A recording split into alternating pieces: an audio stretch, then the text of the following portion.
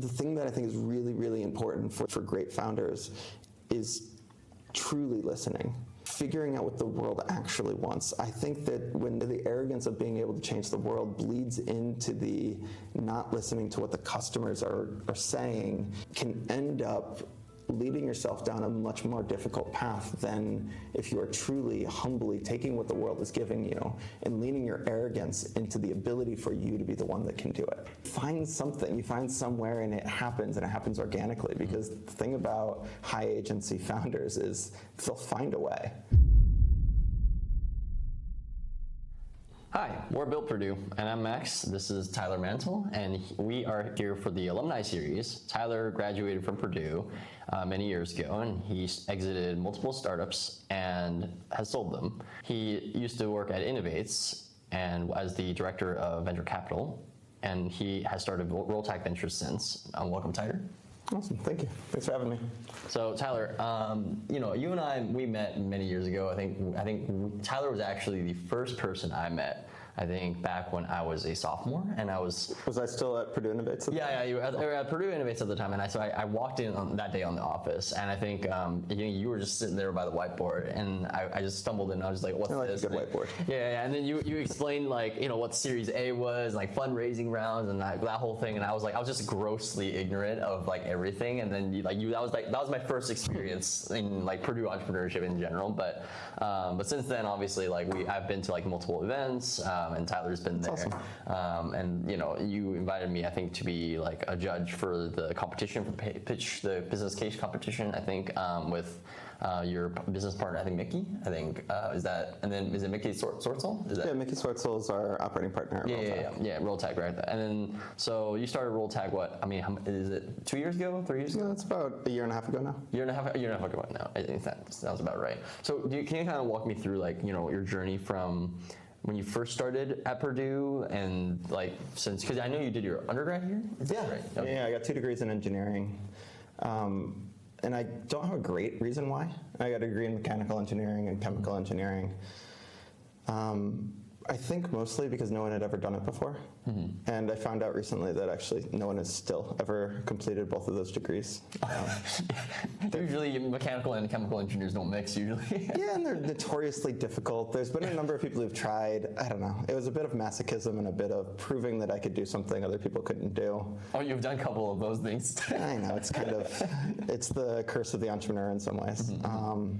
So, for our audience, can you kind of talk about your journey from at Purdue and where you are now? Yeah, so I went to Purdue, got 2 degrees in engineering. The most logical exit for that was going into oil and gas. Went deep water oil and gas, worked for Schlumberger in first Abu Dhabi, then the Gulf of Mexico, working on deep water rigs.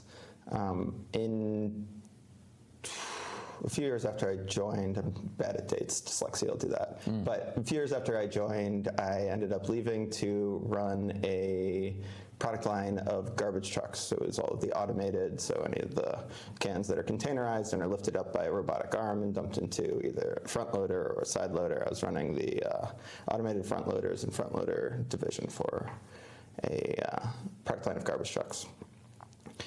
Ended up leaving that to create a company with one of my friends from undergrad from Purdue. He was at the time getting his PhD at MIT, and so we commercialized his PhD research and built it into a company that inspected underground water pipes. So it was, from my perspective, it was this combination of my experience at Schlumberger inspecting oil pipes and my experience with municipalities running a product line of garbage trucks. And then I think remember afterwards you started, I think, two companies, and then I think and then you went to MIT, or I didn't talk about that. No, I didn't go to MIT. My co-founder got his PhD there. I started 2 companies. The first was the one that spun out of MIT. The second was a medical device that we built during COVID, because when we hit COVID, we went from $2 million in annual revenue to 0 almost overnight. I learned what force majeure was when we tried to finalize our closing of our funding round in March 16th of 2020. And then that story has a relatively happy ending with the infrastructure bill and other things that came through later. But we ended up, my now wife and I ended up building a company making medical devices that we sold to Smith & Nephew. After that, I taught for a semester at Harvard and then came back to Purdue to run Purdue Ventures as part of the Purdue Innovates initiative. And then what made you leave to start Rolltech? So India and Ohio and Illinois plus a city ends up being the U.S. Industrial Revolution. It's where we found oil, built steel, rail, automotive, fast food, much of CPG, and since then, we've gotten to the point where it's still a quarter of U.S. GDP and only 3% of venture funding. That opportunity to invest in the innovation that's hitting those companies and that those companies are craving was an opportunity that's too big to pass up. So Rolltech was stood up to address that economic friction in the world. You said that Rolltech told me before that Rolltech, their goal of Rolltech is to invest in, you don't like to invest in direct to consumer, like it's just things that can increase the value of other businesses. So right? Maybe my view on venture, which I think is relatively pervasive, but I'll just kind of leave it as my view, may or may not be correct, is that venture capital's role in society is to increase the production possibility frontier.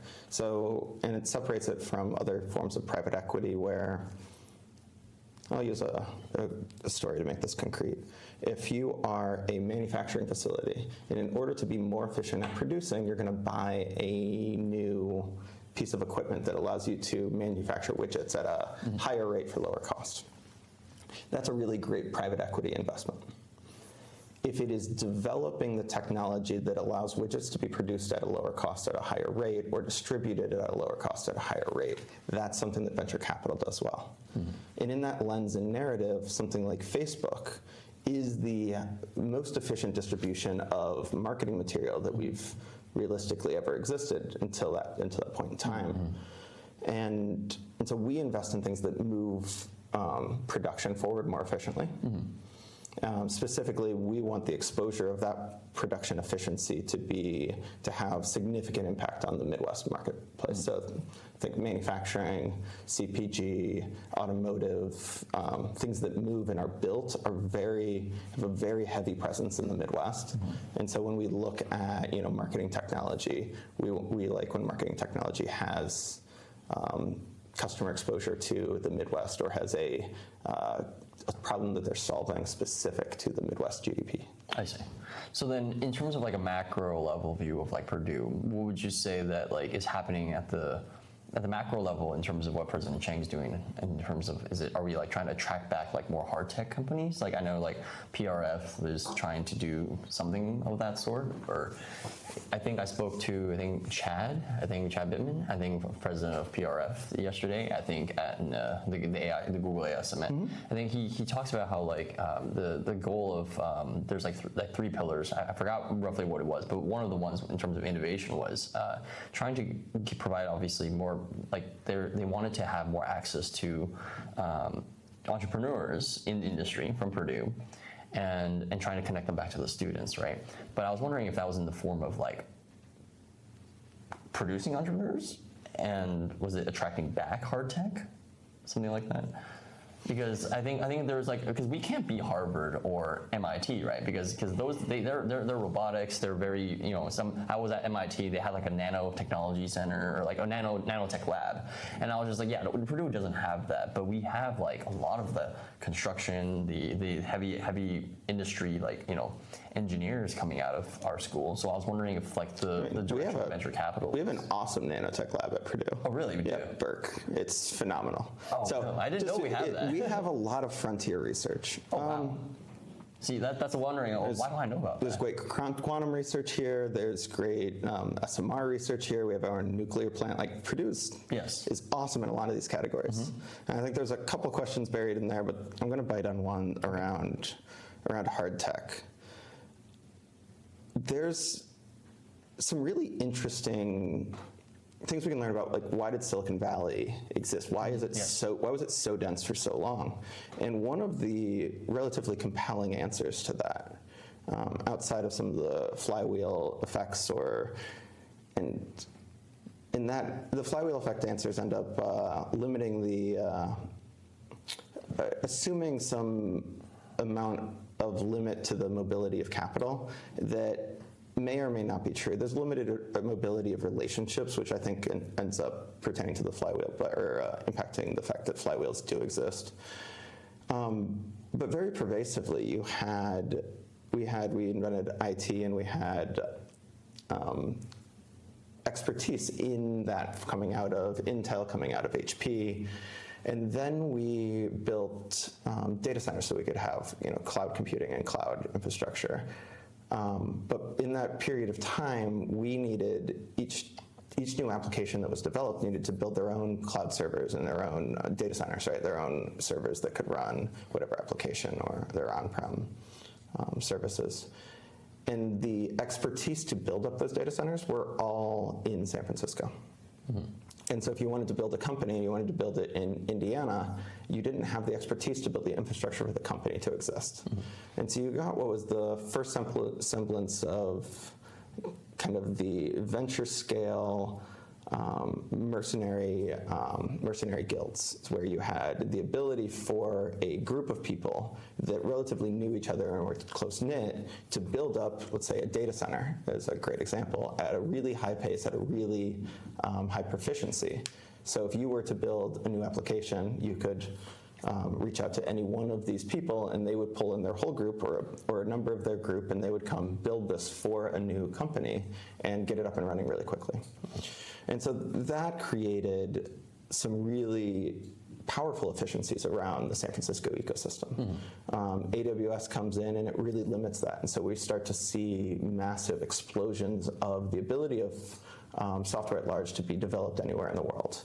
And that is a really important trend for the movement of software development outside of this core ecosystem. And there's another aspect. So we're talking about hardware. I'm going to bring this back to hardware. I could tell a much longer version of the story. But when we look at the Midwest, you mentioned that we have immense and deep expertise in manufacturing things at scale. Yes.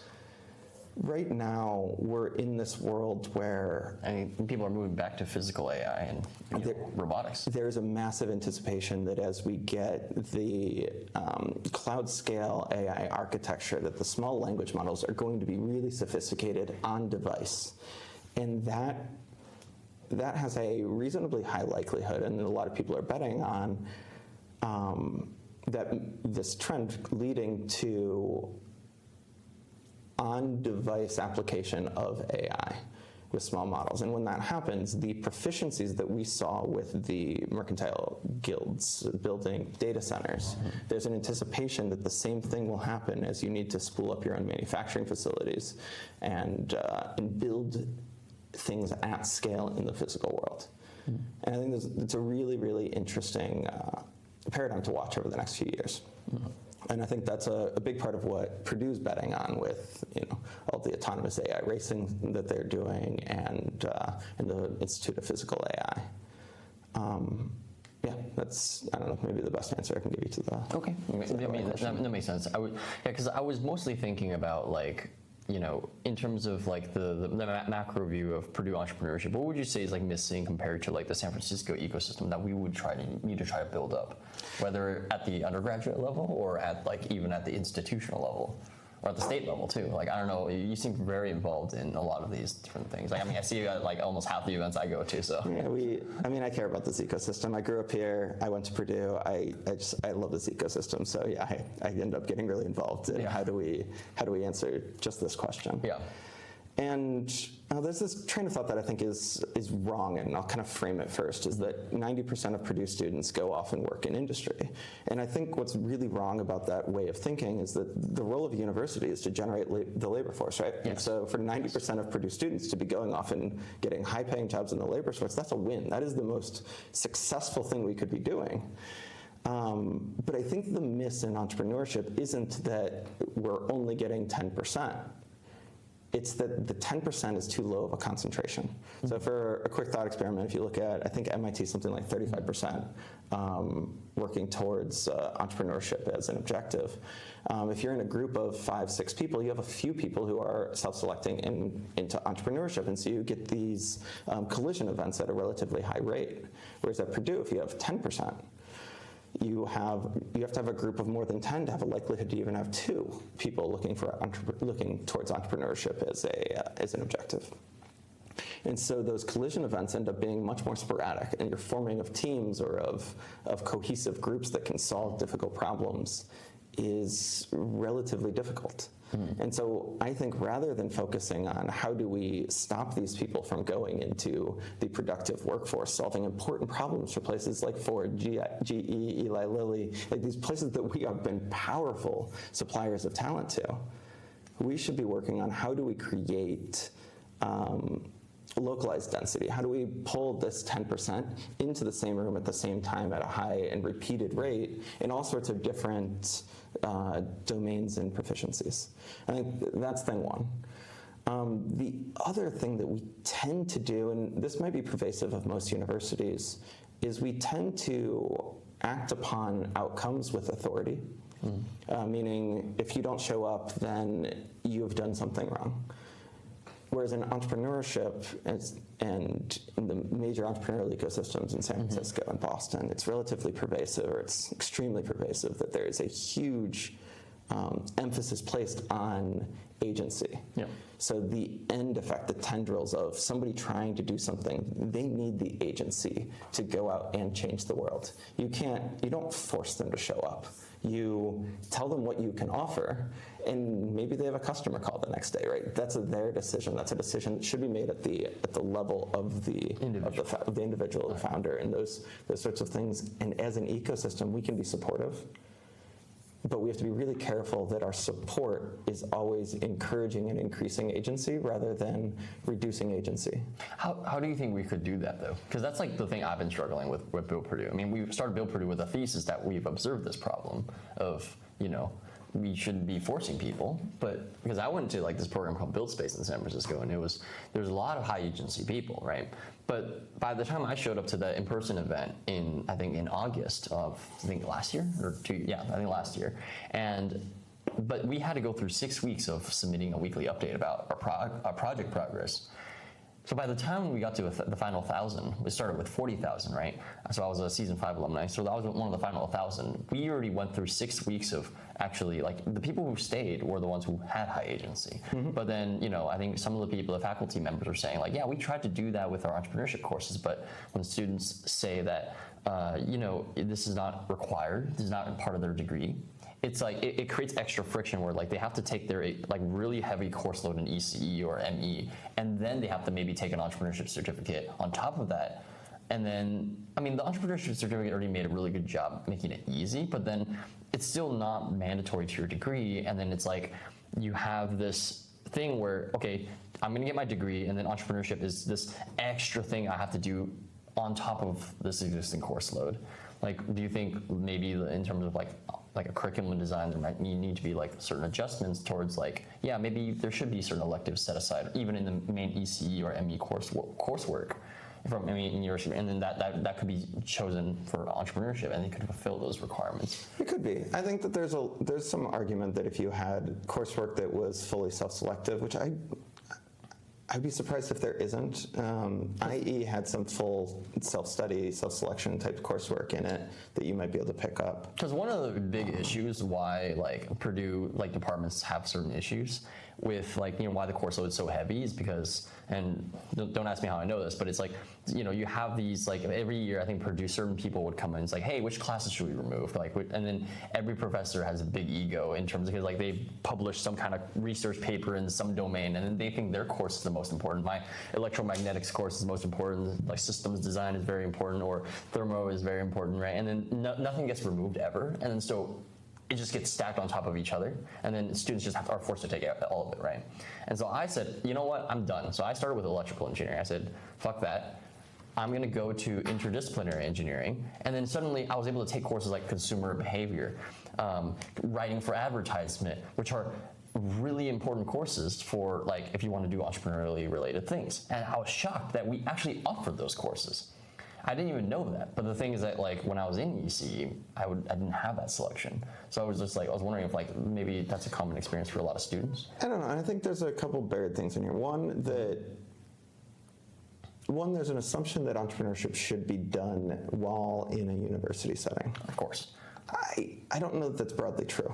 Of course. I think that I learned a ton after I left the university that was formative and made me a significantly better leader of organizations, and I've relied on even up to today when I'm investing in companies. But even then, there's an argument for early exposure.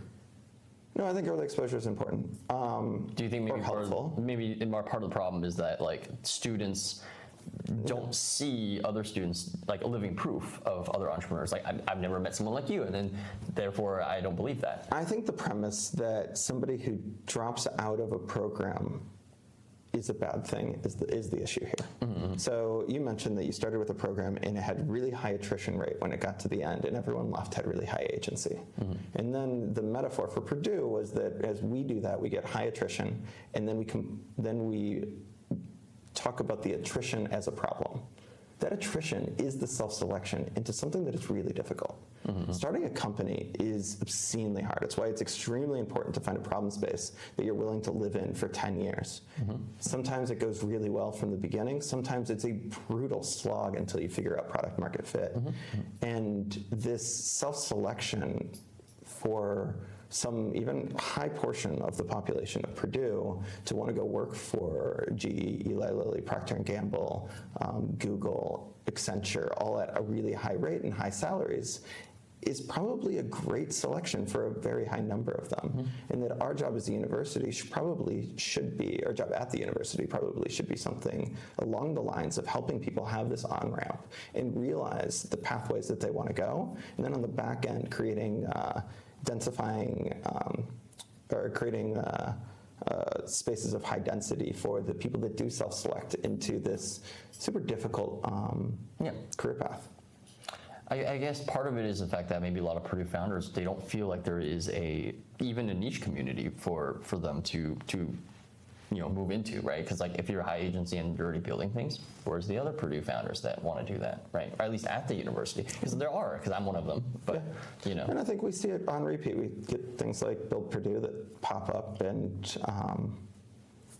it becomes that densifying like region, and you guys can have whatever space you can find. I know for a while everyone was in the basement of a church that was just unused space. And that was Anvil, right? Yeah, and it was great. Like the fact that you just find something, you find somewhere, and it happens organically. Because the thing about high agency founders is they'll find a way, and so I think we should encourage it. Try not to get in the way when high agency happens, and try to create densifying events. So if we can do those things, I think we're in a really good spot. So then what would you say needs to be the value proposition to these founders, student founders, that would attract them here? Because we're not trying to force them, right? But what is the thing that would, in your opinion, as a founder, like what would you be most interested in seeing happening at the student or the institutional level? Honestly, I mean, you know this as well as anyone.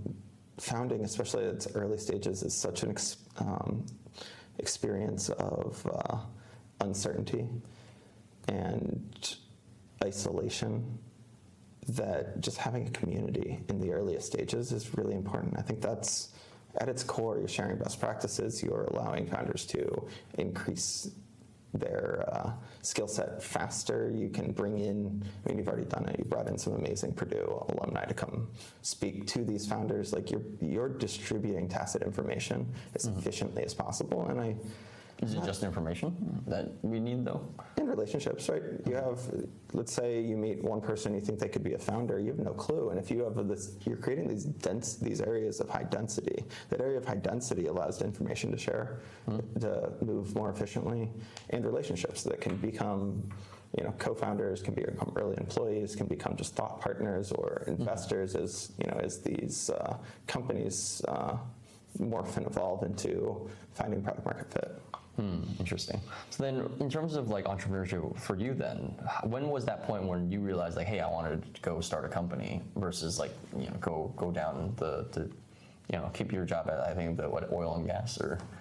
I think I always wanted to start a company, and there were some formative things that I had to do to be able to get there. What was that first like time when you had that idea? Like, was it like 13? Like really young? Something like that. Oh, really? Young enough that I don't even have a good date for you, but okay. I could probably place it back to sometime before I moved to Indianapolis. So.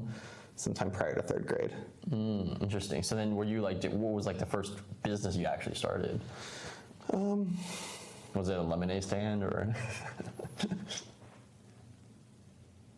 I don't know. Going back, growing up, I was very much into sports. I was nationally competitive in wrestling and pole vaulted at the state level. And so I think that was what I poured almost 100% of my time into. Actually starting a company didn't really interest me till after college. The most entrepreneurial thing I did in college was tried to act. I founded a club called ePod, which was Electric Purdue on Demand. And it ended up being something on the order of a research group researching and attempting to develop early autonomous vehicles around campus. Got some cool research done. I ended up leaving that club when I went and studied abroad, but it was really cool. It was probably my first entrepreneurship experience, building something that may or may not, that ended up being consequential to my life, and developed some interesting research and created a community around electric vehicles that the community exists till today at Purdue, and I think that's cool. Electric autonomous vehicles. What would you say is the biggest difference between like entrepreneurship back in, I guess, I don't know, you're not that much older than us, but I feel like even a 5-10 year gap, it's still significant enough. What would you say is the difference between when you guys were starting companies during like the cloud era, and then versus now the AI era? Well, I want to go. That's a great question. So in the cloud era, you had. Or the social media era, I don't know. No, I love this. This is great. So in the cloud era, one of the things that we looked at was how do we find product spaces? And this is from kind of the venture side, or deciding where to start a company. And when you're looking at that, one of the most pervasive hacks to finding interesting product spaces was finding out what was done in a corporation done in Excel. Right, you might be dealing with all of your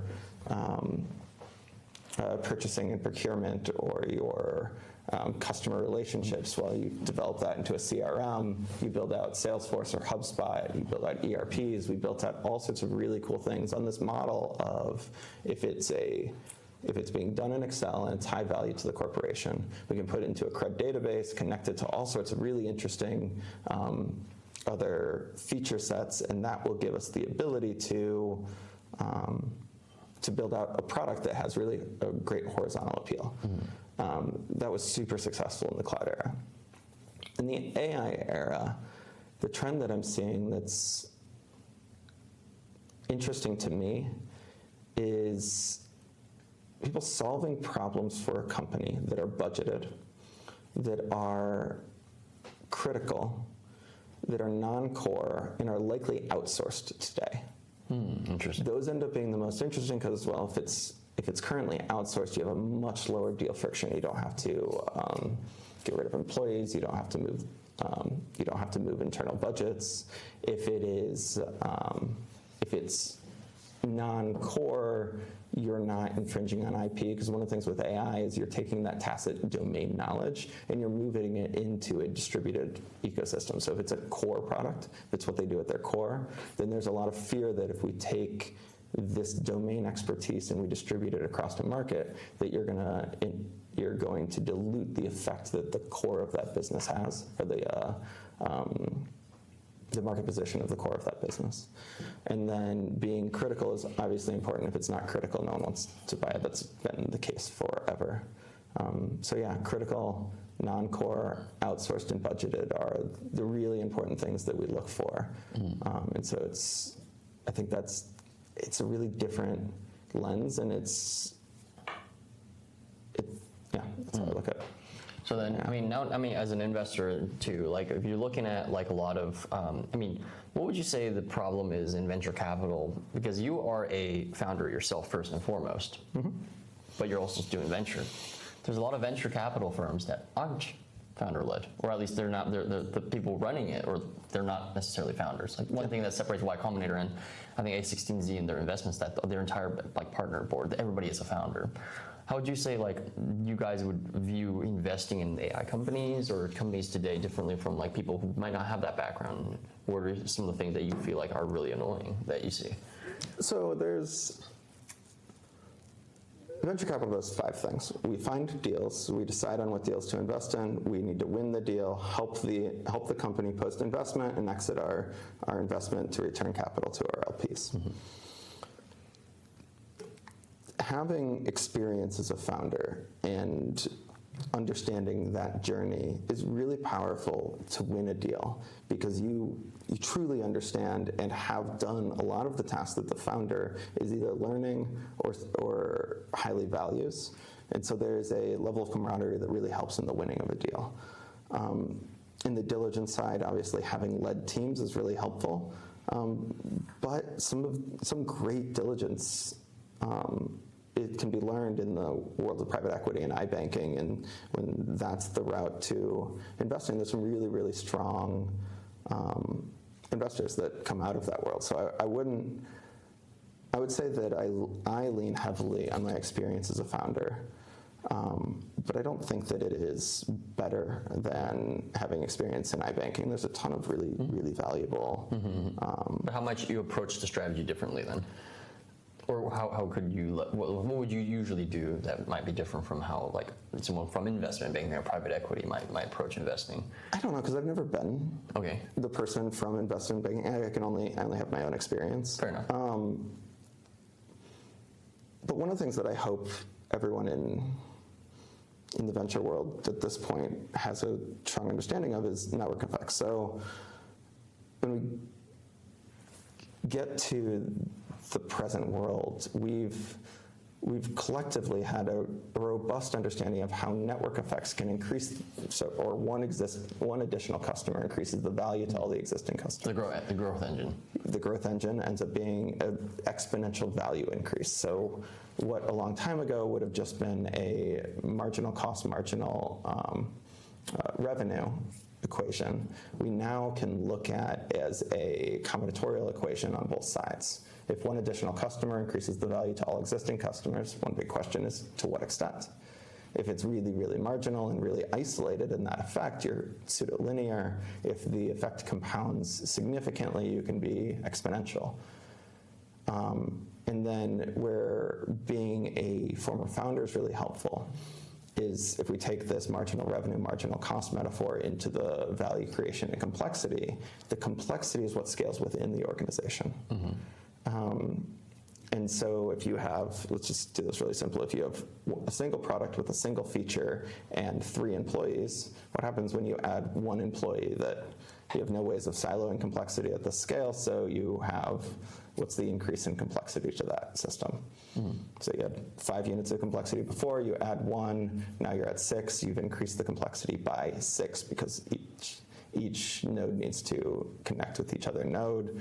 If you add another feature set or another feature that everyone needs to know about, you've increased the complexity by a factorial rather than increasing the complexity by increment of 1. And so you get this combinatorial explosion of complexity unless you do things like silo into engineering teams, because now you've taken the engineering complexity and you've made it a relatively narrow mapping to the rest of the organization, and so on and so forth. And you'll create SOPs so that your new salespeople can be hired on and they have standard practices, which has the effect of massively limiting the complexity of the entire organization. When I, as a former operator, when other former operators get on boards, one of the highest values we can provide is having domain expertise in managing complexity at scale and narrowing its impact to the overall cost of the organization. So in terms of like when you're investing then, how important is the factor of like looking at all the numbers, like what metrics are you guys looking for? And well, I mean, let's start with that first. Like what metrics are you looking for in terms of like this is a good deal? And how important, the second part of the question that I wanted to ask was, how important is the founder, the soft qualities of the founder, the character, the integrity, and these like things that are hard to measure, hard to quantify? How would you approach those two things? I want to let people know like what are the metrics people look for, and I've heard from some investors that yes, you might have all the best technology, the really good like growth margins, all of that, right? But sometimes the thing that disqualifies all of that, despite on paper everything being perfect, is the founding team. At its core, the only thing that matters is value to the customer increases it more than the complexity to the organization at any level of scale. That's it. When that's true from a fundamental perspective, that company will be, I mean, if that were true at infinite scale, then the company has the potential to be infinitely large.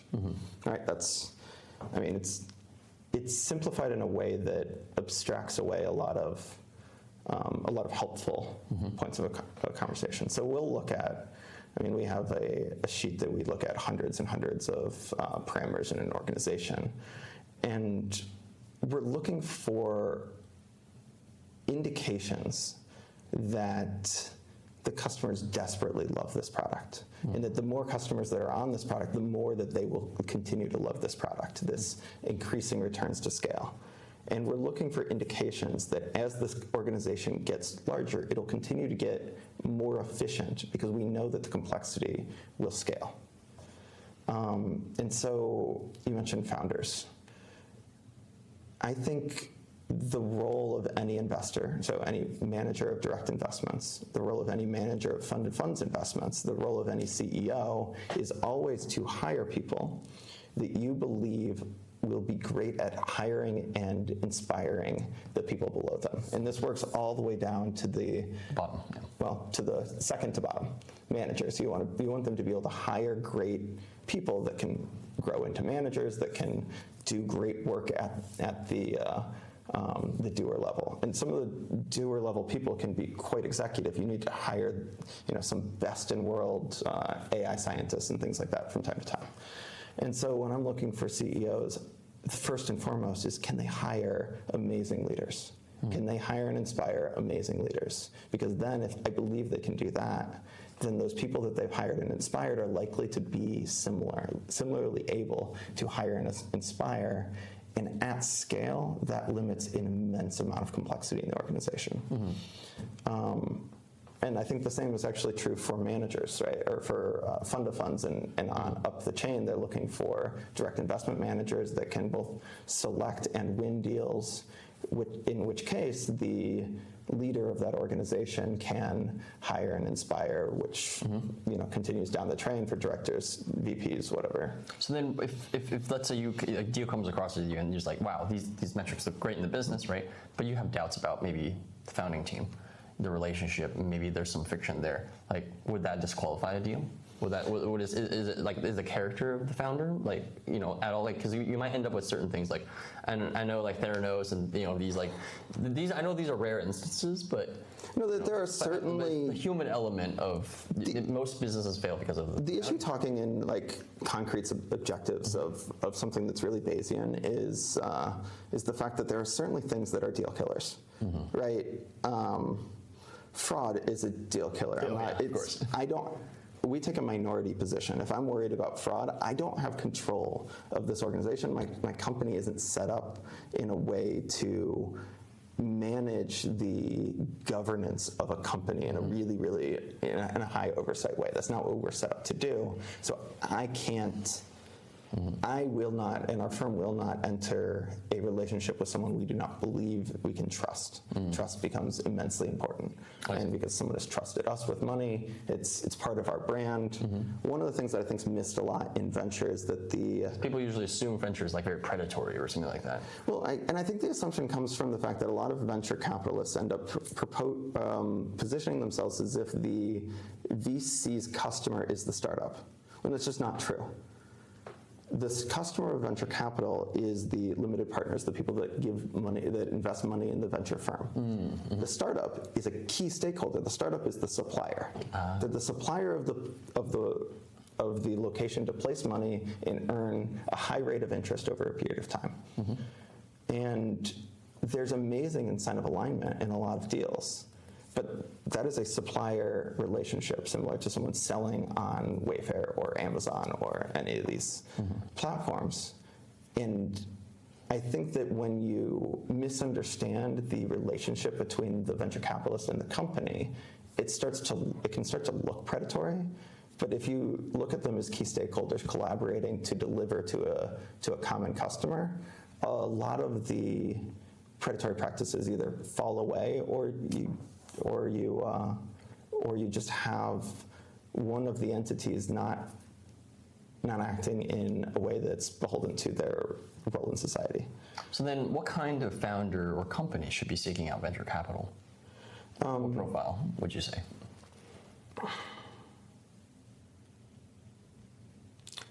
Broadly, I think it harkens back to the core of what I believe venture is, its role in society. If the company is taking an action that broadly increases the production efficiency of a market, that's core venture, and that would be a great exploratory exercise to figure out if you can limit complexity effectively, grow increasing returns to scale, and when you can get the three things broadly increasing the efficiency of a market, showing that more customers increase the value to all existing customers, and you can lead an organization that reduces its order of complexity as it scales, you're in a really, really powerful position to raise venture money. So then if someone were to raise venture money, what stage should they be approaching someone, right? Maybe that goes back to that original conversation of like, when should you raise your Series A? When should you raise your pre-seed? How would a first-time founder, because most people in our audience probably their first time or at least thinking about, this kind of stuff.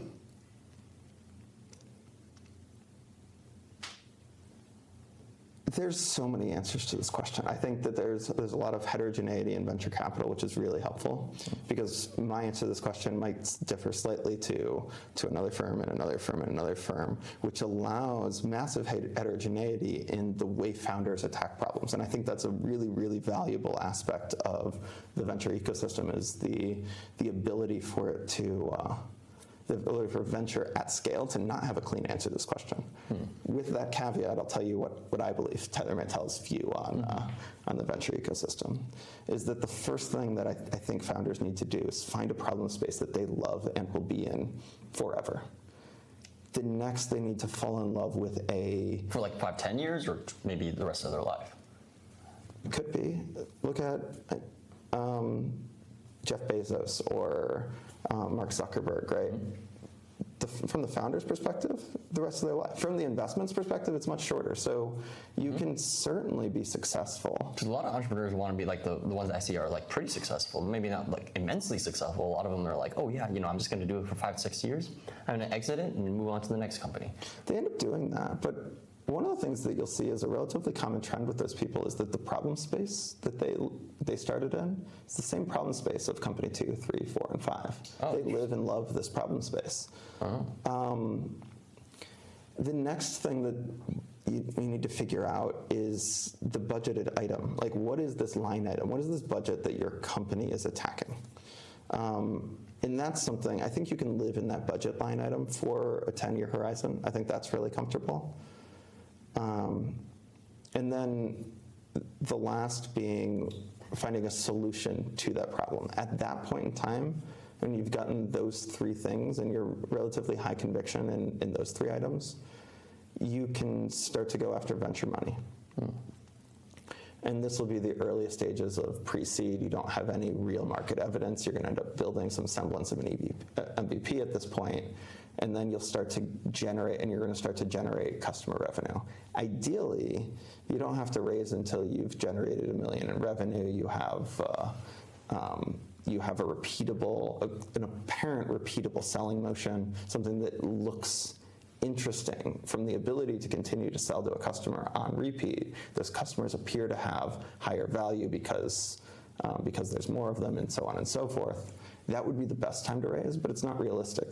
Most people don't have the money to build out the MVP, and so there are funding types that at the MVP stage work really well. Typically it's called angels or friends and family or pre-seed funds that now exist. And then you get into kind of your seed stage where... So then how would a hard tech and a software company might approach a venture differently? Hard tech's hard. I mean, it's systemically more expensive up front. You have to actually buy hardware. It's systemically higher risk because every time you make a bad decision, which by definition, you're going to make a ton of them if you're successful, you've lost a week of time. It's 3 days just to get whatever the new part is sent to you, minimum, and you're going to pay a lot of money to get it there in 3 days. And you have to also do all of the CAD designs, the qualification criteria. You have to figure out all sorts of other nuances. You can't just write a line of code, realize the compiler crashed, and write a different one. Like, the rate of being able to fix mistakes is much, much harder. So you have a higher upfront cost, a higher risk apparent to that investment, and necessarily, on the aggregate, a longer term length of holding period for the investment. And those three things are negatives to returning expected present value to investors. But it's harder to disrupt after it's set up, once that engine's in motion. It's a really strong argument, yeah. Okay. I mean, in general, hardware has proven to be harder to disrupt. And in some cases, that's been leveraged. In many cases, that position has been leveraged to create immense value. Look at things like Apple or NVIDIA. And this, maybe it's better to talk about orders of magnitude of scale on this harder to disrupt. At the scale of a few $1 billion of patents and things that you can get in hardware end up helping you maintain your market position for the life of the patents and for other aspects of it. But when you look at the scale of NVIDIA and Apple, what ends up increasing their stickiness is the combination of hardware and software. Things like CUDA and the App Store end up increasing the stickiness overall of the platform. And I think the merger of the two, of software and hardware, is where you truly see immense scale stickiness and yeah. Okay, sounds good. But then what about, like, okay, so in terms of like advice you would give to first-time entrepreneurs, like people who are just starting out, what would you, if you had to go back to like back when you were in Purdue and you had and with all the knowledge you had now, what would your advice to be for someone who is just starting? And what should they be starting, actually? Because you probably have a better idea of like what emerging problem spaces there are. I would immediately find something you love. The problem space can be defined by what you love. And that's the only thing in this entire exercise. You're a big supporter of founder market fit then? I think that in this entire exercise, the only thing the founder can truly decide and isn't discovering. I think a lot of entrepreneurship is an effort in discovering what the world really exists behind the canvas. The only exception to that is finding a problem space. There's a problem spaces where you get to decide what you love. And so once you find that problem space that you truly love, then you can start finding a customer that has a budgeted line item that they are desperate for innovation in. But the world gets to decide that, not you. You get to experience it and uncover it, and it's a great exercise. It's a lot of fun, but it's not actually your decision. It's a experience and discovery. And sorry, let me back out of that and answer the critical question of, like, what would I start today? If I were starting something today in an arbitrary domain space of what someone else loves, it would be finding somewhere that is budgeted, currently externally vendored, and critical to the continued operation of that company. And the moment I find that, I get super excited. You start to play around with, do language models help the delivery? Do some deterministic models help with delivery? Can you combine some deterministic algorithms with language models, with fuzzy logic, and build something that generates a workflow or a product that that solves that budgeted line item in a way that wasn't possible before. That would get me really excited today. Interesting. So then what would you say your work now in rural tech is that is most exciting for you, I think, in the next 6 to 12 months? I find myself just being an engineering nerd that happens to be, that loves talking to founders. So I get really excited about talking to founders and learning about new and interesting market spaces. On any given year, I'll see about 3,500 startups. Wow. I will talk to we'll evaluate around 600 startups. I'll talk to around 300. And that's what I live for, because I get to go from there learning about all sorts of new and interesting market spaces, creating what I think are really interesting mental models for how the world will evolve, and then after that gets to start digging into company financials and do some fun financial engineering to figure out, is this something that I do believe can reduce in orders of complexity as it scales, and then in the back end, talk to customers. I think that workflow is the most fun I've had in my entire life, so I just enjoy continuing that workflow. Well, so final question. What would you say is something that founders should stop doing in today's day and age, just to save themselves a lot of pain and suffering from what is going on from your founder experience, I guess? It's not a... No, I think that broadly, so when I look for a founder, we're looking for someone arrogant enough to change the world and humble enough to listen. And I love this dichotomy. Like, there's an arrogance that you have to change the world, and there's a humility you have to ingest information that the world is giving you. And ignoring somebody with advice that you don't agree with is amazing. Not listening to the advice is awful, right? And yes. Listen to everyone, take orders from no one. Yeah, it's Travis Kalanick. It's a great comment. It is the epitome of what I think it is to be a great founder, and so I want the founders to have that. And the thing that I think is really, really important for great founders is truly listening, figuring out what the world actually wants. I think that when the arrogance of being able to change the world bleeds into the not listening to what the customers are saying, it means that if you're going through this exercise of discovering, you can end up leading yourself down a much more difficult path than if you are truly, humbly taking what the world is giving you and leaning your arrogance into the ability for you to be the one that can do it. And I think that's, on some level, what it means to be a great founder, truly understanding this dichotomy of being arrogant enough to change the world and humble enough to ingest the information the world is providing you. Being arrogant enough to believe you can change the world, but humble enough to listen. Well, thank you for coming on. Yeah. Thank you for coming on, Tyler. So if you guys enjoyed the show, please subscribe, and we have more videos like this coming soon. If you would like to be interviewed, please reach out to us at BuildPurdue on Instagram or LinkedIn. If you want to meet more founders like Tyler or other founders like myself, we have night shift on Saturday, 7 p.m. at the basement of Walk. So please come by. Thank you for listening.